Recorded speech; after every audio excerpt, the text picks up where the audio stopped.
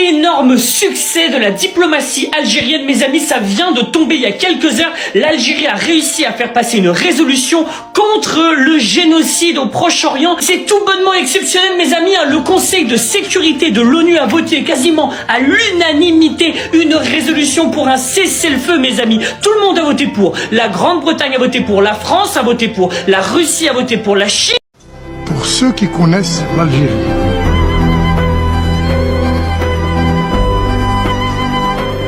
nous ne serons pas intimidés.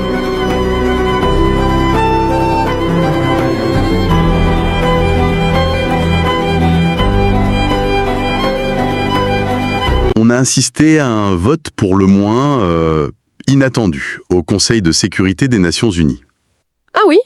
Lequel? Une résolution sur le Proche-Orient, centrée sur un cessez-le-feu et qui évoque même noir sur blanc la prévention d'un génocide. D'accord. Et qu'est-ce qu'il a d'inattendu, ce vote? Eh bien, la quasi-unanimité. C'est ça qui est frappant. Quasi-unanimité, le mot est peut-être même un peu faible, non? Quand on voit qui a voté pour. Exactement. Royaume-Uni, France, Russie, Chine. Tous ensemble. C'est rarissime, un tel alignement sur un dossier aussi explosif. Surtout quand on pense au droit de veto des membres permanents, qui bloquent tout d'habitude. Et les États-Unis dans tout ça? Ils se sont abstenus. Abstention américaine, d'accord. Donc tout le monde sauf Washington, en gros. Quel drôle de ballet diplomatique, quand même. C'est le moins qu'on puisse dire. Et ce qui est intéressant, c'est que derrière ce résultat assez spectaculaire, tous les regards se tournent vers l'Algérie. L'Algérie, hein. Vraiment. Oui, Alger semble avoir été la cheville ouvrière de cet accord. On entend parler d'un coup diplomatique exceptionnel algérien, c'est ça? C'est le terme qui circule, oui. Bon, permettez-moi alors de, disons, jouer un peu l'avocate du diable. Je vous en prie. Est-ce qu'on est vraiment face à un succès stratégique majeur? Ou est-ce que c'est juste, une résolution de plus? Symbolique, certes, mais une résolution quand même. Vous remettez en cause la portée du vote? Disons que cette unanimité, après tant de blocages, tant de veto, elle me paraît presque suspecte. Qu'est-ce qui peut bien pousser Moscou et Paris, par exemple, qui ont des intérêts si divergents d'habitude, à s'accorder comme ça d'un coup? C'est une excellente question. Et elle est légitime. Mais je crois qu'il faut regarder d'un peu plus près le travail qui a été fait en amont. C'est-à-dire? Ce n'est pas un coup de chance. Pas du tout. Les sources qu'on a pu consulter s'accordent toutes pour dire qu'il y a eu des mois de tractation. Ami. Oui. Des mois de contacts discrets mais très intenses, menés par la diplomatie algérienne. Des contacts, des pressions ciblées, j'imagine? Exactement. Des pressions, des alliances de circonstances tissées patiemment. Une sorte de diplomatie des couloirs, donc? Si vous voulez, oui. Efficace pour obtenir un vote, peut-être? Je veux bien le croire. Mais dans quel but, finalement? Quel était l'objectif profond? L'objectif affiché, en tout cas, c'était clair. Il fallait rompre la paralysie. Cette paralysie qui minait le Conseil depuis trop longtemps sur cette question précise. D'accord. Une violence qui ne cessait pas. Rompre la paralysie. L'intention est louable, je suis d'accord. Mais la rompre pour adopter quoi, au juste? Cette résolution. Oui, mais un texte dont la portée réelle sur le terrain reste quand même à démontrer, non? Soyons honnêtes. Vous pensez qu'elle ne sera pas appliquée? L'application d'une résolution de l'ONU, ça dépend entièrement du bon vouloir des acteurs sur place. Et puis, il y a la nature même du texte. J'imagine qu'on est sous chapitre 6 de la charte. Probablement oui, plutôt que le 7. Voilà. Donc, des recommandations, des solutions pacifiques, pas de mesures coercitives, pas de casque bleu envoyé de force. Beaucoup de mots, beaucoup d'encre. Mais est-ce qu'il y a de vraies contraintes derrière? C'est le point faible habituel, oui. Alors, est-ce que ce n'est pas, au fond, surtout une très belle opération d'image pour Alger? Une façon de se positionner sur la scène internationale? L'image, c'est une composante importante en diplomatie, on ne va pas le nier. C'est un élément de ce qu'on appelle le soft power. Bien sûr. Me réduire ce vote à une simple manœuvre de com, ce serait peut-être ignorer des dynamiques plus profondes qui sont à l'œuvre. Ah, lesquelles? Il y a une signification qui dépasse le seul bénéfice algérien, je crois. Alors allons-y, explorons cette signification. Qu'est-ce que ce vote nous dit vraiment? Parce que voir Pékin, Moscou, Londres, Paris, tous sur la même ligne. Alors que Washington s'abstient. Exactement, ce n'est pas anodin, c'est même très significatif. Alors qu'est-ce que ça cache? Juste une lassitude générale? Une sorte de ras-le-bol collectif face à ce conflit qui n'en finit pas? La lassitude, oui, c'est un facteur. Indéniablement, Les images sont dures, elles finissent par user tout le monde, même les plus cyniques. c'est vrai, cette fatigue face à la violence, elle est palpable dans beaucoup de capitales. Mais ce vote, il révèle aussi autre chose, peut-être même surtout autre chose. Quoi donc? L'isolement croissant de certaines positions. Les positions les plus dures, celles qui empêchaient systématiquement toute avancée auparavant.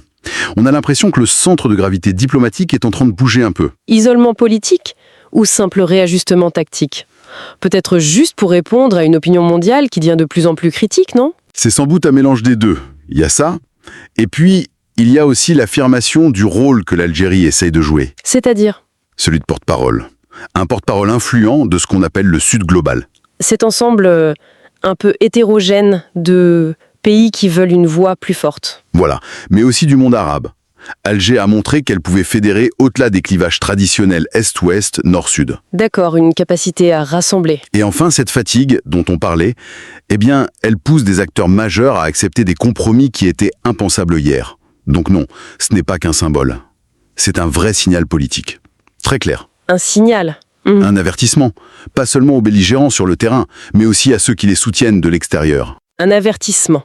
Admettons, je vois la force du symbole, le poids politique de ce message, quasi unanime. Mais revenons un peu sur Terre. Oui, L'histoire des Nations Unies, c'est quand même un peu le cimetière des résolutions non appliquées, non? malheureusement, oui, c'est souvent le cas. Alors, qu'est-ce qui nous garantit concrètement que celle-ci aura un sort différent? Un vote, ça n'arrête pas les balles, ça ne guérit pas les blessures. C'est vrai. Qui va assurer le suivi? Qui va maintenir la pression pour que les mots deviennent des actes? C'est là que tout risque de s'effondrer, non? Ce bel édifice consensuel. Dès que les caméras seront parties, chacun va retourner défendre ses petits intérêts. C'est le défi principal. Personne ne le nie. L'étape de la mise en œuvre, c'est toujours la plus périlleuse, Ouais. la plus périlleuse. Et un consensus au moment du vote, ça ne garantit absolument pas une unité d'action pour la suite.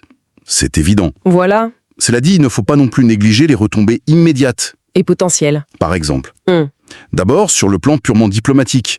La stature de l'Algérie comme médiateur crédible, capable de construire des ponts, elle sort renforcée de cet épisode. C'est un capital politique, ce n'est pas négligeable. Un capital qui pourrait fondre très vite si rien ne bouge sur le terrain. C'est juste. Ensuite, même sans la force contraignante du chapitre 7, la pression politique et morale sur les acteurs régionaux, elle augmente considérablement. Ah oui, Bah oui, ignorer ouvertement un appel au cessez-le-feu aussi large, aussi unanime, ça devient plus coûteux politiquement. Ça a un prix. peut-être. Et enfin, il y a ce point qui est peut-être le plus intrigant. Lequel? Le fait que des alliés très proches des États-Unis, comme la France ou le Royaume-Uni, aient voté pour, alors que Washington s'abstenait. Oui, ça c'est intéressant. Qu'est-ce que vous en lisez? C'est la question. Est-ce que c'est juste une marge de manœuvre tactique, autorisée par Washington pour éviter un veto qui les aurait isolés encore plus, ou est-ce qu'on assiste à un début de découplage, même timide, une volonté de ces alliés de marquer leur différence sur ce dossier précis? L'abstention américaine, c'est en soi un message compliqué à lire. Ça peut vouloir dire plein de choses. Éviter l'isolement, oui.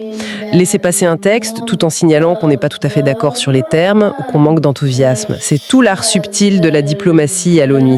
C'est vrai. Quant au découplage, c'est une thèse séduisante, mais je la trouve peut-être un peu prématurée.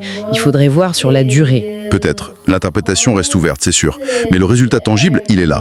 Un texte qui exige un cessez-le-feu, qui a été porté par l'Algérie et qui a reçu un soutien massif, y compris de membres permanents qui sont souvent opposés sur tout le reste. C'est factuel. Et c'est pourquoi on peut parler, avec prudence bien sûr, d'un tournant potentiel. Un moment qui pourrait marquer une inflexion dans la façon dont la communauté internationale aborde ce conflit. Une inflexion. L'Algérie a prouvé quelque chose d'important, qu'une stratégie diplomatique bien pensée et menée avec détermination peut encore faire bouger les lignes, même au cœur de l'instance la plus puissante du monde, et souvent la plus divisée. C'est une démonstration de savoir-faire diplomatique, ça c'est certain. Une victoire pour Alger sur la scène internationale, dont acte. C'est enregistré. Mais la question qui me brûle les lèvres, elle demeure. Oui, au-delà des analyses géopolitiques, des équilibres de puissance, du prestige gagné ou perdu, la question fondamentale, c'est celle de l'impact réel.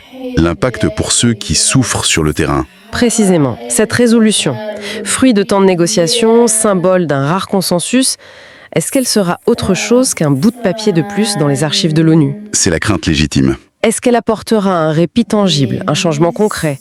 Ou est-ce qu'elle va juste rejoindre la longue, très longue liste des engagements internationaux qu'on oublie aussitôt que l'attention médiatique se tourne ailleurs? C'est toute l'ambiguïté de ce succès diplomatique, en effet. L'avenir très proche nous le dira. On saura vite si ce vote était l'amorce d'une nouvelle dynamique ou juste une parenthèse dans un drame qui, lui, perdure. Et maintenant que cette brèche a été ouverte, qui va essayer de s'y engouffrer? Si Alger a réussi à forcer cette décision, ça pourrait peut-être donner des idées à d'autres acteurs qui voudraient bousculer un peu l'ordre établi. C'est une possibilité. La diplomatie, c'est un jeu d'échecs permanent, après tout. Et le prochain coup, il pourrait nous surprendre encore plus. La seule certitude qu'on ait, finalement, c'est l'incertitude.